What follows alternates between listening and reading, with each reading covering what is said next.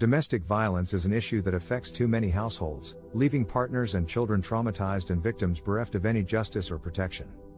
But now, in England and Wales, some long-awaited measures are being taken to help protect those affected and to ensure that perpetrators are no longer able to get away with lesser sentences. The Justice Minister, Joe Raab, and the Lord Chancellor have set out plans in response to a campaign launched by mothers, Julie DeVay and Carol Gould. Both mothers had suffered the loss of their daughters Poppy and Ellie, who were viciously murdered by their partners, but whom the perpetrators received disproportionately short prison sentences. In response to the campaign's calls for a change in the sentencing policy for domestic homicide, an independent review of domestic homicide sentences revealed that these sentences did not take into consideration the fact that many domestic murders happen after years of abuse, a factor which must be heavily weighted in allowing sufficient justice.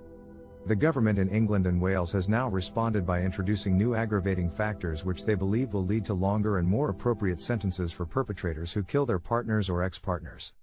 These new rules, which will take into account patterns of abuse, coercive and controlling behavior, and overkill in cases of excessive violence, are set to be implemented as soon as parliamentary time allows.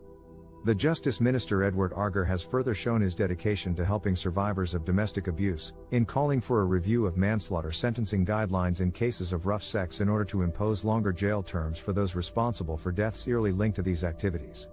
These measures are long overdue, and are undoubtedly just the beginning of the tough love required to properly address the insidious plague of domestic abuse.